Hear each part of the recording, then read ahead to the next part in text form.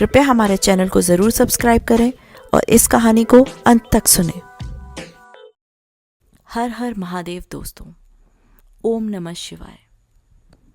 सावन के इस पवित्र महीने में हम आपको श्री शिव महापुराण संपूर्ण सुनाने जा रहे हैं। इस पवित्र महीने में शिव का पूजन अवश्य करना चाहिए। भगवान शिव आप सभी पर अपनी कृपा बनाए रखें। भगवान शिव सभी को पापों से दूर रखें। भगवान शिव हम सभी पर दया करें, हमारी सारी मनोकामनाओं को पूर्ण करें, हम सभी को अपने शिव धाम में बुलाएं। आइए सुनते हैं श्री शिव महापुराण के महात्म्य के 6ठे अध्याय को। श्री शिव महापुराण महात्म्य 6ठा अध्याय। शौनक जी बोले, हे महाप्राज्ञ, हे व्यास शिष्य, हे सूत जी, आपको नमस्कार है। आप धन्य हैं और शिव भक्तों में श्रेष्ठ हैं। आपके महान गुण वर्णन करने योग्य हैं। अब आप कल्याणमय शिव पुराण के श्रवण की विधि बतलाइए, जिसे सभी श्रोताओं को संपूर्ण उत्तम फल की प्राप्ति हो सके। सूत जी बोले, हे शौनक, हे मुनि, अब मैं आपको संपूर्ण फल की प्राप्ति के लिए शिव पुराण के श्रवण की विधि बता रहा हूँ। किसी ज्योतिषी को बुलाकर दान मान से संतुष्ट करके अपने सहयोगी लोगों के साथ बैठकर बिना किसी विघ्न बाधा के कथा की समाप्ति होने के उद्देश्य से शुद्ध मुहूर्त का अनुसंधान कराइए। तदंतर प्रयत्नपूर्वक देश देश में स्थान पर यह शुभ संदेश भेजें कि हमारे यहाँ शिव पुराण की कथा होने वाली है। अपने कल्याण की इच्छा रखने वाले लोगों को उसे सुनने के लिए अवश्य पधारना चाहिए। कुछ लोग भगवान श्री हरि की कथा से बहुत दूर पड़ गए हैं। कितने ही स्त्री, शूद्र आदि भगवान शंकर के कथा कीर्तन से वंचित रहते हैं। उन सबको भी सूचना हो जाए, ऐसा प्रबंधन करना चाहिए। देश देश में जो भगवान शिव के भक्त हों तथा शिव कथा के कीर्तन और श्रवण के लिए उत्सुक हों, उन सबको आदरपूर्वक बुलवाना चाहिए। उन्हें कहलाना चाहिए कि यहाँ सत्पुरुषों को आनंद देने वाला समाज तथा अति अद्भुत उत्सव होगा, जिसमें शिव पुराण का पारायण होगा। श्री शिव पुराण की रसमय कथा का श्रवण करने हेतु आप लोग प्रेम पूर्वक शीघ्र पधारने की कृपा करें। यदि समय का अभाव हो तो प्रेम पूर्वक एक दिन के लिए भी आइए। आपको निश्चय ही आना चाहिए, क्योंकि इस कथा में क्षण भर के लिए बैठने का सौभाग्य भी दुर्लभ है। इस प्रकार विनय और प्रसन्नता पूर्वक श्रोताओं को निमंत्रण देना चाहिए और आए हुए लोगों का सब प्रकार से आदर सत्कार करना चाहिए। शिव मंदिर में, तीर्थ में, वन प्रांत में अथवा घर में शिव पुराण की कथा सुनने के लिए उत्तम स्थान का निर्माण करना चाहिए। कथा भूमि को लीपकर शोधन करना चाहिए तथा धातु आदि से उस स्थान को सुशोभित करना चाहिए। महोत्सव के साथ साथ वहाँ अद्भुत तथा सुंदर व्यवस्था कर लेनी चाहिए। कथा के लिए अनुपयोगी घर के साथ सामान को हटाकर घर के किसी एकांत कोने में सुरक्षित रख देना चाहिए। केले के खंभों से सुशोभित एक ऊंचा कथा मंडप तैयार कराइए। उसे सब ओर फल पुष्प आदि से तथा सुंदर चंदोव से अलंकृत करें और चारों ओर ध्वजा पताका का लगाकर तरह तरह के सामानों से सजाकर सुंदर शोभा संपन्न बना देना चाहिए। भगवान शिव के प्रति सब प्रकार से उत्तम भक्ति करनी चाहिए, क्योंकि वही सब तरह से आनंद का विधान करने वाली है। परमात्मा भगवान शंकर के लिए दिव्य आसन का निर्माण करना चाहिए तथा कथावाचक के लिए भी एक ऐसा दिव्य आसन बनाना चाहिए जो उनके लिए सुखद हो सके। हे मुनि, नियम पूर्वक कथा सुनने वाले श्रोताओं के लिए भी यथा योग्य सुंदर स्थानों की व्यवस्था करनी चाहिए। अन्य लोगों के लिए भी सामान्य रूप से स्थान बनाने चाहिए। हे शौनक जी, विवाह उत्सव में जैसे उल्लासपूर्ण मन स्थिति होती है, वैसे ही इस कथा उत्सव में रखनी चाहिए। सब प्रकार की दूसरी लौकिक चिंताओं को भूल जाना चाहिए। वक्ता उत्तर दिशा की ओर मुख करके तथा श्रोतागण पूर्व दिशा की ओर मुख करके पालथी लगाकर बैठें। इस विषय में भी कोई विरोध नहीं है कि पूज्य पूजक के बीच पूर्व दिशा रहे तथा वक्ता सम्मुख श्रोताओं का मुख रहे, ऐसा कहा गया है। पौराणिक वक्ता व्यास आसन पर जब तक विराजमान रहें तब तक प्रसंग समाप्ति के पूर्व किसी को नमस्कार नहीं करना चाहिए। पुराण का विधान वक्ता चाहे बालक, युवा, वृद्ध, दरिद्र अथवा दुर्बल जैसा भी हो, पुण्य चाहने वालों के लिए सदा वंदनीय और पूजनीय होता है।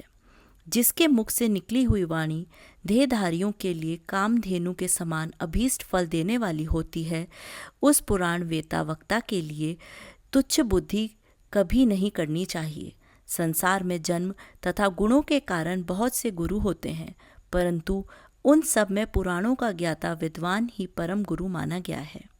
करोड़ों योनि में जन्म ले लेकर दुख भोगते हुए प्राणियों को जो मुक्ति प्रदान करता है, उस पुराण वक्ता से बड़ा दूसरा कौन गुरु हो सकता है। पुराण वेता पवित्र, दक्ष, शांत, ईर्ष्या पर विजय पाने वाला, साधु और दयालु होना चाहिए।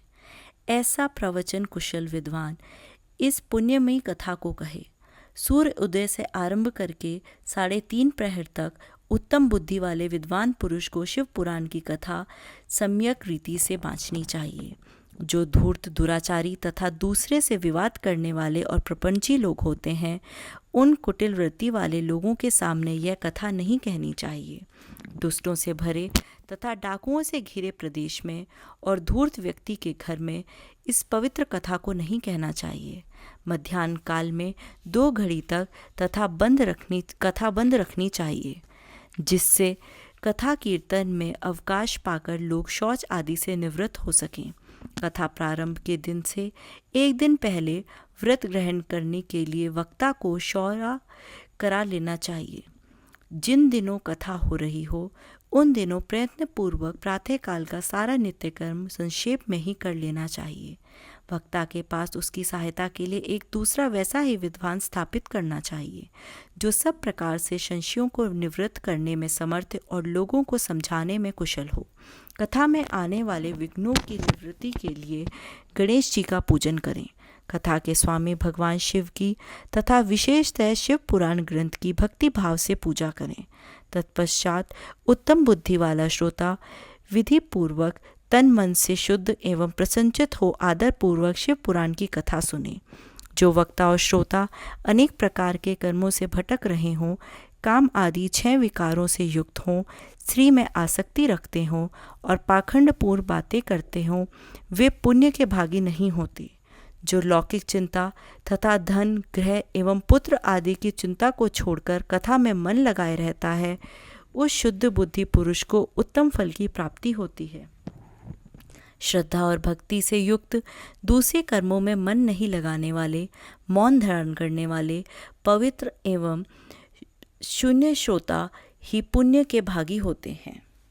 जो नराधम भक्ति रहित होकर इस पुण्यमयी कथा को सुनते हैं, उन्हें श्रवण का कोई फल नहीं होता है। वे जन्म जन्मांतर में कलेश भोगते ही रहते हैं। यथाशक्ति उपचारों से इस पुराण की पूजा किए बिना जो मूढ़ जन इस कथा को सुनते हैं, वे अपवित्र और दरिद्र होते हैं। कथा कहे जाते समय बीच में ही जो लोग उठकर अन्यत्र चले जाते हैं, जन्मांतर में उनकी स्त्री आदि संपत्तियां नष्ट हो जाती हैं। जो पुरुष सिर पर पगड़ी आदि धारण करके इस कथा को श्रवण करते हैं, उनके पापी और कुलंकी पुत्र उत्पन्न होते हैं। जो पुरुष पान चबाते हुए इस कथा को सुनते हैं, उन्हें नरक में यमदूत उनकी ही विष्ठा खलते हैं। जो लोग ऊंचे आसन पर बैठकर इस कथा का श्रवण करते हैं, वे समस्त नरकों को भोगकर काक योनि में जन्म लेते हैं। जो लोग वीरासन आदि में बैठकर इस शुभ कथा को सुनते हैं, वे अनेकों नरक को भोगकर विष वृक्ष का जन्म पाते हैं। कथा सुनाने वाले पौराणिक को अच्छी प्रकार प्रणाम किए बिना जो लोग कथा सुनते हैं, वे सभी नरकों को भोगकर अर्जुन वृक्ष बनते हैं। रोग युक्त न होने पर भी जो लोग लेटकर यह कथा सुनते हैं, वे सभी नरकों को भोगकर अंत में अजर आदि अजगर आदि योनियों में जन्म लेते हैं। वक्ता के समान ऊंचाई वाले आसन पर बैठकर जो इस कथा का श्रवण करते हैं, उन नरकीय लोगों को गुरुशैया पर शयन करने जैसा पाप लगता है। जो इस पवित्र कथा तथा वक्ता की निंदा करते हैं, वे 100 जन्मों तक दुख भोग कर कुत्ते का जन्म पाते हैं। कथा होते समय बीच में जो गंदी बातें बोलते हैं, वे घोर नरक भोगने के बाद गधे का जन्म पाते हैं। जो कभी भी इस परम पवित्र कथा का श्रवण नहीं करते, वे घोर नरक भोगने के पश्चात जंगली सुअर का जन्म लेते हैं। जो दुष्ट कथा के बीच में विघ्न डालते हैं, वे करोड़ों वर्षों तक नरक यातनाओं को भोगकर गांव के सुअर का जन्म पाते हैं। इसका विचार करके शुद्ध और प्रेम पूर्ण चित्त से बुद्धिमान श्रोता को वक्ता के प्रति भक्तिभाव रखकर कथा श्रवण का प्रयत्न करना चाहिए। सबसे पहले कथा के विघ्नों का नाश करने हेतु गणेश जी की पूजा करनी चाहिए। अपने नित्य कर्म को संक्षेप में संपन्न करके प्रायश्चित करना चाहिए। नवग्रह और सर्वतोभद्र देवताओं का पूजन करके शिव पूजा की बताई गई विधि से शिव पुराण की पुस्तक का अर्चन करना चाहिए। पूजन के अंत में विनम्र होकर बड़ी भक्ति के साथ दोनों हाथ जोड़कर साक्षात शिव स्वरूपणी पुस्तक की इस प्रकार स्तुति करनी चाहिए। श्री शिव पुराण के रूप में आप प्रत्यक्ष सदाशिव हैं। हमने कथा सुनने के लिए आपको अंगीकार किया है। आप हम पर प्रसन्न हो। मेरा जो मनोवांछित हो उसे आप कृपा पूर्वक संपन्न करें। मेरा यह कथा श्रवण निर्विघ्न रूप से सुसंपन्न हो। कर्म रूपी ग्रह से ग्रस्त शरीर वाले मुझ दीन का आप संसार सागर से उद्धार कीजिए। हे शंकर, मैं आपका दास हूँ। इस प्रकार साक्षात शिव स्वरूप इस शिव पुराण की दीनता पूर्वक स्तुति करके वक्ता की पूजा आरंभ करनी चाहिए। शिव पूजा की बताई गई विधि से पुष्प, वस्त्र, अलंकार, धूप, दीप आदि से वक्ता की पूजा करें। तदंतर शुद्ध चित्त से उनके सामने नियम ग्रहण करें और कथा समाप्ति पर्यंत यथाशक्ति उसका प्रयत्न पूर्वक पालन करें। तत्पश्चात कथावाचक व्यास की प्रार्थना करें।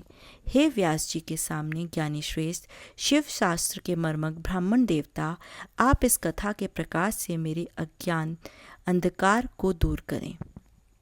भक्ति पूर्वक 5 अथवा 1 ब्राह्मण का वर्ण करें और उनके द्वारा शिव पंचाक्षर मंत्र नमः शिवाय का जप कराएं। हे मुनि, इस प्रकार मैंने भक्त श्रोताओं द्वारा भक्ति पूर्वक कथा श्रवण की उत्तम विधि आपको बता दी। अब आप और क्या सुनना चाहते हैं? इस प्रकार श्री स्कंद महापुराण के अंतर्गत शिव पुराण महात्म्य में श्रवण विधि वर्णन नामक 6ठा अध्याय पूर्ण हुआ। ओम नमः शिवाय। हर हर महादेव। आज की इस वीडियो में बस इतना ही। आपको ये वीडियो कैसी लगी, आप हमें कमेंट में ज़रूर बताएं और अपने दोस्तों के साथ ज़रूर शेयर करें। हमारे चैनल को भी सब्सक्राइब कर लें। फिर मिलते हैं किसी नई वीडियो के साथ। तब तक के लिए धन्यवाद।